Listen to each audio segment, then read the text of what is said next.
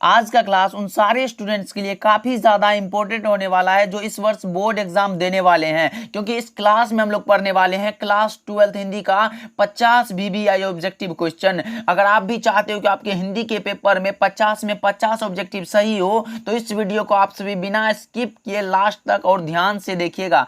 काफी ज्यादा इंपॉर्टेंट सवाल होने वाला है, काफी ज्यादा मजा आएगा इस क्लास में, तो अच्छे से देखिएगा। चलिए क्लास को स्टार्ट कर लेते हैं। उससे पहले अगर इस चैनल पर नए जुड़ रहे हो तो सब्सक्राइब कर लेना। क्या सब्सक्राइब करके ऑल नोटिफिकेशन को भी ऑन कर लेना, जिससे जब भी क्लासेस होगी तो नोटिफिकेशन के माध्यम से आपको पता चल जाएगा। ओके, चलिए let's get start the class. Okay, देखिए पहला सवाल कितना ज्यादा इंपॉर्टेंट है कि हार जीत किस प्रकार की रचना है। लगाओ आप सभी की हार जीत किस प्रकार की रचना है, तो मैं बता दूं इसका करेक्ट जवाब हो जाएगा ऑप्शन नंबर बी। कौन सा? बी सही हो जाएगा। हार जीत एक प्रकार की गद्य कविता है। ओके, चलिए अगले प्रश्न की ओर बढ़ते हैं। काफी ज्यादा इंपॉर्टेंट सवाल है भाई, अच्छे से याद करते चलिए आप सभी। ओके, देखिए दूसरा नंबर सवाल कितना ज्यादा इंपॉर्टेंट है कि तुलसीदास की पत्नी का क्या नाम था। बताओ आप सभी की तुलसीदास की पत्नी का क्या नाम था।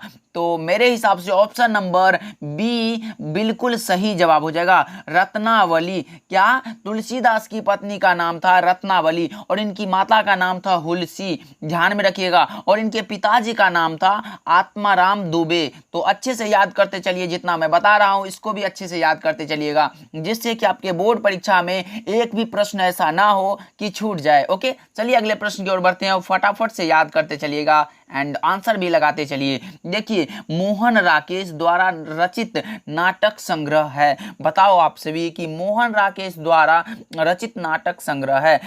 आपको पता होना चाहिए कि मोहन राकेश द्वारा रचित पाठ का नाम है सिपाही की मां। कौन सा? सिपाही की मां। और इनकी नाटक संग्रह कौन सा है? आषाढ़ का एक दिन। कौन सा? आषाढ़ का एक दिन।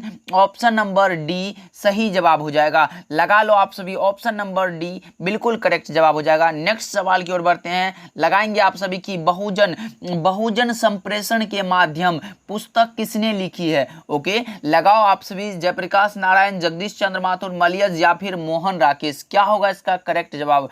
4 का सही जवाब हो जाएगा जगदीश चंद्र माथुर। ऑप्शन नंबर बी बिल्कुल सही जवाब हो जाएगा। लगा लो आप सभी और अच्छे से याद कर लेना कि बहुजन संप्रेषण के माध्यम पुस्तक लिखी है जगदीश चंद्र माथुर ने। अगले प्रश्न की ओर बढ़ते हैं। उससे पहले आप सभी के लिए थोड़ा सा ये रिक्वेस्ट है कि प्लीज अभी तक लाइक नहीं किए हो क्लास को तो कर दिया करो। आप सभी भूल जाते हो तो अच्छे से अभी लाइक कर दो एंड अपने दोस्तों को, आप सभी जितने जुड़े हो अपने एक एक दोस्तों को शेयर कर दो। अभी तक चैनल को सब्सक्राइब नहीं किए हो तो कर देना। ओके, चलिए अगले प्रश्न की ओर बढ़ते हैं। छोटा सा रिक्वेस्ट है, मुझे पता है कि आप सभी कर दोगे।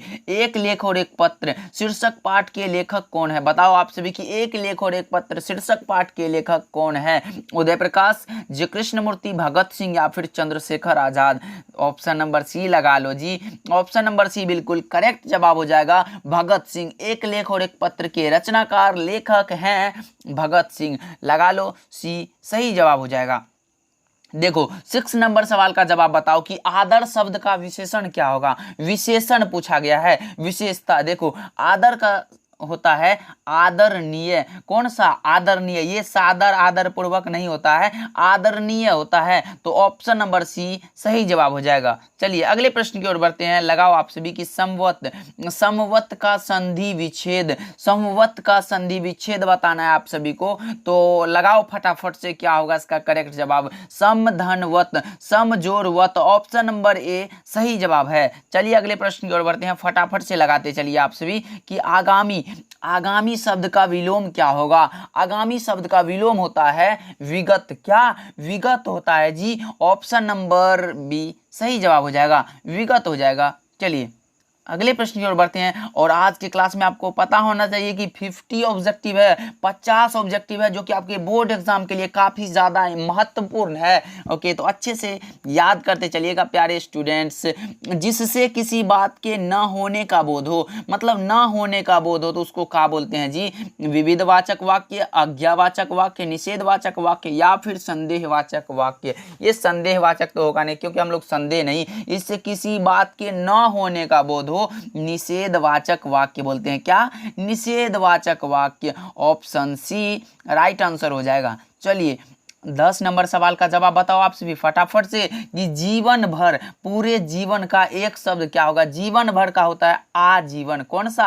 आजीवन हो जाएगा। ऑप्शन नंबर सी इसका करेक्ट जवाब हो जाएगा। लगा लो और अच्छे से याद करो कि जीवन भर का एक शब्द होता है आजीवन। ओके, चलिए, डॉक्टर अज्ञेय के पिता का क्या नाम था? बताओ आप सभी कि अज्ञेय के पिताजी का नाम क्या था? अज्ञेय का पूरा नाम भी आपको पता होना चाहिए कि सच्चिदानंद हीरानंद वात्स्यायन अज्ञेय जी। उनके पिताजी का नाम पूछा गया है, जिनका नाम है डॉक्टर हीरानंद शास्त्री। डॉक्टर हीरानंद शास्त्री इनके पिताजी का नाम है और इनकी माताजी का नाम है व्यंती देवी। क्या? व्यंती देवी। तो ऑप्शन सी लगा लो, डॉक्टर हीरानंद शास्त्री इनके पिताजी का नाम है। चलिए अगले प्रश्न की ओर बढ़ते हैं, फटाफट से लगाएंगे आप सभी की अर्धनारीश्वर कल्पित रूप है। बताओ आप सभी की अर्धनारीश्वर जो पाठ है इसमें किसका किसका कल्पित रूप है? आपको पता होना चाहिए कि अर्धनारीश्वर के लेखक हैं हमारे जाने माने कवि रामधारी सिंह दिनकर। कौन सा? रामधारी सिंह दिनकर, जिनको हम लोग राष्ट्र कवि के रूप में भी जानते हैं। अर्धनारीश्वर ये शंकर और पार्वती का कल्पित रूप है। तो ऑप्शन नंबर बी इसका बिल्कुल सही जवाब हो जाएगा। एंड अगले प्रश्न की ओर बढ़ते हैं कि रिकंस्ट्रक्शन ऑफ इंडियन पॉलिटी नामक पुस्तक किसने लिखी है? बताओ आप सभी की रिकंस्ट्रक्शन ऑफ इंडियन पॉलिटी नामक पुस्तक किसने लिखी है? ये हमारे लोकनायक जयप्रकाश नारायण की रचना है। ऑप्शन नंबर सी बिल्कुल सही जवाब हो जाएगा। अगले प्रश्न की ओर बढ़ते हैं, फटाफट से लगाते चलो आप सभी आंसर की दिनकर जी को निम्न में से कौन सा पुरस्कार दिया गया था? दिनकर जी को निम्न में से कौन सा पुरस्कार दिया गया था? पद्म भूषण। पद्म भूषण सही जवाब है, ऑप्शन नंबर बी। अगले प्रश्न की ओर बढ़ते हैं कि जयप्रकाश नारायण ने छात्र आंदोलन का नेतृत्व कब किया था? तो ये किया था सन 1974 ईस्वी में। कब? सन 1974 ईस्वी में। ऑप्शन नंबर ए इसका बिल्कुल करेक्ट जवाब हो जाएगा। चलिए अगले प्रश्न की ओर बढ़ते हैं। दक्षिण शब्द में कौन सी संज्ञा है? बताओ आप सभी की दक्षिण शब्द में कौन सी संज्ञा है? तो यह होता है व्यक्तिवाचक वाक्य, व्यक्तिवाचक। तो ऑप्शन नंबर 20 का बिल्कुल करेक्ट जवाब हो जाएगा। जैसे हम लोग व्यक्तिवाचक उसको बोलते हैं जिससे किसी खास व्यक्ति, खास स्थान, खास मतलब दिशा का बोध होता है, उसको हम लोग व्यक्तिवाचक बोलते हैं। ये दक्षिण इससे किसी स्थान मतलब खास स्थान, खास दिशा, खास व्यक्ति का बोध हो रहा है। तो ऑप्शन नंबर बी बिल्कुल सही जवाब हो जाएगा जी, व्यक्तिवाचक हो जाएगा। एंड वर्ण के आधार पर बताओ आप सभी की संधि कितने प्रकार के होते हैं? संधि के भेद होते हैं कितने? 3 हो जाएगा जी, स्वर संधि, व्यंजन संधि और विसर्ग संधि। ओके, चलिए अगले प्रश्न की ओर बढ़ते हैं। 18 का सही जवाब क्या होगा? पुरस्कार। भाई पुरस्कार शब्द का विलोम, उल्टा, विपरीतार्थक शब्द पूछा गया है। पुरस्कार का होगा दंड। कौन सा? दंड होता है। ऑप्शन नंबर ए लगा लो, राइट आंसर हो जाएगा। चाय शब्द में कौन सा लिंग है? बताओ आप सभी। 19 का सही जवाब क्या होगा? चाय में लिंग जो है वो होता है स्त्रीलिंग। ऑप्शन नंबर ए इसका राइट आंसर हो जाएगा। ओके, चलिए अगले प्रश्न की ओर बढ़ते हैं, फटाफट से लगाते चलो। और अभी तक क्लास को लाइक नहीं किए हो तो कर दो। ओके, देखो जी, शब्द का पर्यायवाची शब्द यानी समान अर्थ क्या होता है? नाद, निनाद, ध्वनि। इनमें से सभी हो जाएगा। ये सभी जो है शब्द का पर्यायवाची ही है। तो ऑप्शन नंबर डी लगा लो, बिल्कुल सही जवाब हो जाएगा। देखो जी, यहाँ दिया गया है सब्सक्राइब आवर चैनल विद्या आनंद। अभी तक ये इस विद्या आनंद को सब्सक्राइब नहीं किए हो तो कर दिया करो। और आप सभी को बहुत बहुत धन्यवाद जो आज इस चैनल पर 800 से ज़्यादा सब्सक्राइबर हो चुके हैं, यानी फैमिली हो चुके हैं। तो आप सभी के इस प्यार के लिए बहुत बहुत प्रणाम and thank you so much. Okay, चलिए अगले प्रश्न की ओर बढ़ते हैं कि रामानुज में कौन सा समास है?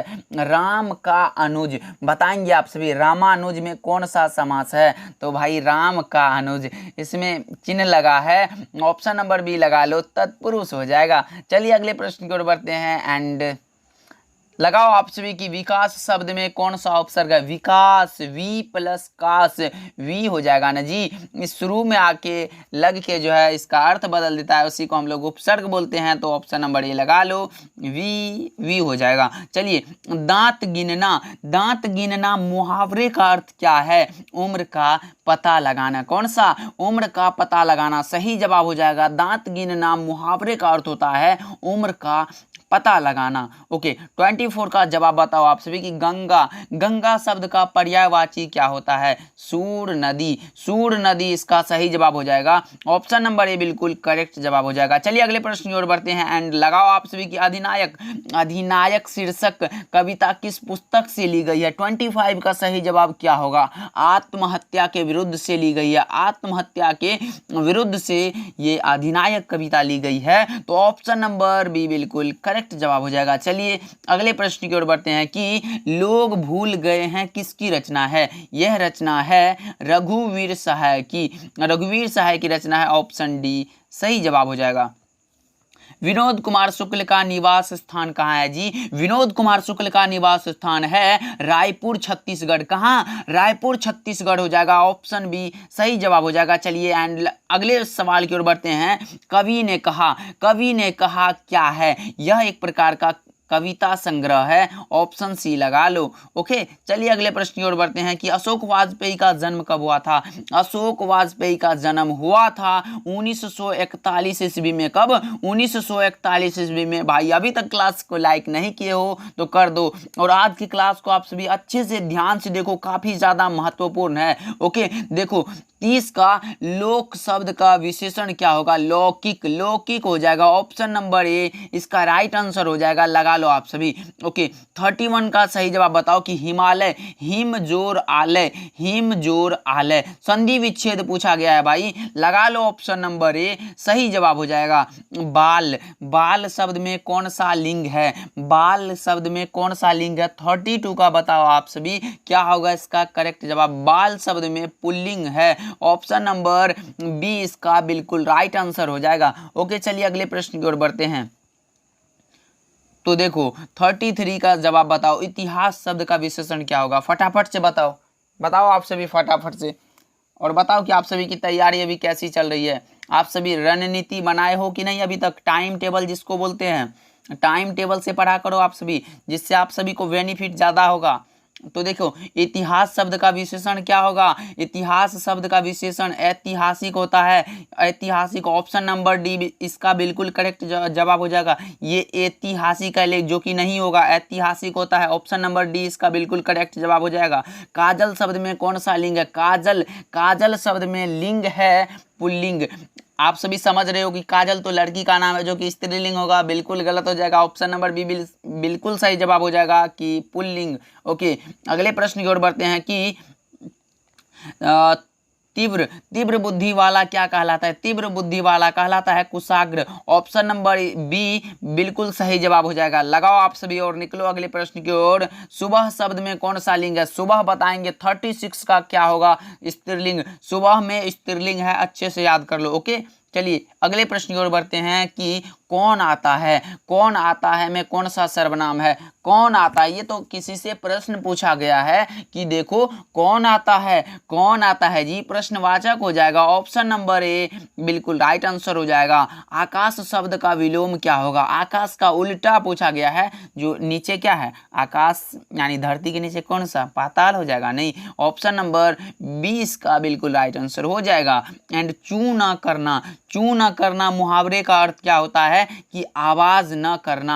आप सभी के घर में आप सभी को जब मम्मी मारती होगी तो आप सभी को बोलती होंगी कि चू शब्द मत निकालो अपने मुंह से, ऑप्शन नंबर ए इसका लगा लो, चू न करना, आवाज नहीं करना। ओके चलिए जयप्रकाश नारायण के बचपन का क्या नाम था? जयप्रकाश नारायण के बचपन का नाम था क्या? बाउल, ऑप्शन नंबर सी लगा लो, सही जवाब हो जाएगा। निम्न में कौन सी रचना गुलेरी जी की नहीं है? गुलेरी जी की रचना नहीं है वो कौन सा? सुखमय जीवन तो है, बुद्धू का कांटा भी है, उसने कहा था, ये भी है, बट हारे को हरिनाम ये तो हमारे राष्ट्र कवि दिनकर की रचना है जी, इसको भी ध्यान में रखिएगा कि हारे को हरिनाम यह दिनकर की रचना है। ओके चलिए देखो, उसने कहा था कहानी है युद्ध की कहानी, दिव्य प्रेम की कहानी, प्रेम पर बलिदान होने की कहानी। ऑप्शन नंबर डी इसका सही जवाब हो जाएगा। इन सारे की कहानी है, लगा लो आप सभी। ओके, दमयंती स्वयंवर। दमयंती स्वयंवर किस लेखक की रचना है बताएंगे आप सभी। चंद्रधर शर्मा गुलेरी, मलयज, बालकृष्ण भट्ट या फिर भगत सिंह। भाई दमयंती स्वयंवर बालकृष्ण भट्ट की रचना है। किसकी? बालकृष्ण भट्ट की रचना है। ऑप्शन नंबर सी इसका बिल्कुल करेक्ट जवाब हो जाएगा। ओके, तो ऑप्शन नंबर सी इसका बिल्कुल करेक्ट हो जाएगा। तो आप सभी कमेंट करके बताओ कि संयोगिता स्वयंवर किसकी रचना है। देखते हैं आप सभी को याद है या फिर भूल गए संयोगिता स्वयंवर का। आप सभी कमेंट करोगे कि क्या होगा, संयोगिता स्वयंवर के लेखक कौन है। ओके, चलिए अगले प्रश्न की ओर बढ़ते हैं। लगाओ आप सभी कमेंट सेक्शन में। बालकृष्ण भट्ट के पिता का क्या नाम था? बालकृष्ण भट्ट के पिताजी का नाम था बेनी प्रसाद भट्ट और इनकी माताजी का नाम था पार्वती देवी। क्या? पार्वती देवी। तो ऑप्शन नंबर बी इसका करेक्ट जवाब हो जाएगा। ओके, चलिए अगले प्रश्न की ओर बढ़ते हैं। देखिए 45 का अग्नि का पर्यायवाची शब्द क्या होगा? अग्नि का पावक होता है, पावक। ऑप्शन नंबर सी लगा लो, सही जवाब हो जाएगा सुक्ति, सुजोड़ उक्ति, सुजोड़ उक्ति। ऑप्शन नंबर सी, 100 में हर्षुकार होना चाहिए प्लस उक्ति। तो ऑप्शन नंबर बी बिल्कुल करेक्ट जवाब हो जाएगा। जड़ का विलोम क्या होगा? जड़ का विलोम, जंगम तो ये जड़ ही होगा, जड़ का विलोम चेतन होता है, चेतन। Option number C right answer हो जाएगा। ओके, 48 यानी 3 सवाल बचा है, मात्र 3 सवाल है। ये लगा के चतुराई में पड़ती है, ये लास्ट में लगता है ये पड़ती है, तो लगाओ चतुर। चतुर में ये क्या बचा है? आई, आ और ई। तो ऑप्शन नंबर डी इसका राइट आंसर हो जाएगा, चतुर धन आई। ओके, चलिए धनहीन में कौन सा समास है? धनहीन, धन से हीन, धन का हीन। ऑप्शन नंबर ए लगा लो, ऑप्शन नंबर ए बिल्कुल करेक्ट जवाब हो जाएगा, तत्पुरुष हो जाएगा। चलिए अगले प्रश्न एंड लास्ट प्रश्न की ओर बढ़ गए हैं कि सुभद्रा कुमारी चौहान के पिता का क्या नाम था? भाई लगाओ आप सभी की सुभद्रा कुमारी चौहान के पिता का क्या नाम था? सॉरी, सुभद्रा कुमार बोल दिए थे। सुभद्रा कुमारी चौहान के पिता का नाम था ठाकुर रामनाथ सिंह। क्या? ठाकुर रामनाथ सिंह हो जाएगा। और इनके पति का नाम था ठाकुर लक्ष्मण सिंह। ये भी ध्यान में रखिएगा, पूछा गया आपकी बिहार बोर्ड एग्जाम में। तो आज का क्लास कैसा लगा आप सभी को कमेंट करके ज़रूर बताना। एंड अभी तक क्लास को लाइक नहीं किए हो तो कर दो, एंड अपने दोस्तों के पास ज़रूर से शेयर करना, ध्यान रखना कि शेयर करना है आप सभी को। ओके, तो चलिए अगले प्रश्न की ओर अगले क्लास में मिलते हैं एंड बाय बाय। आप सभी ज़रूर से शेयर कीजिएगा। 1000 सब्सक्राइबर होने वाला है। कितना? 1000 हमारे इस चैनल पे 1000 फैमिली होने वाला है, तो आप सभी जल्दी से पूरा देना। ओके, चलिए मिलते हैं अगले क्लास।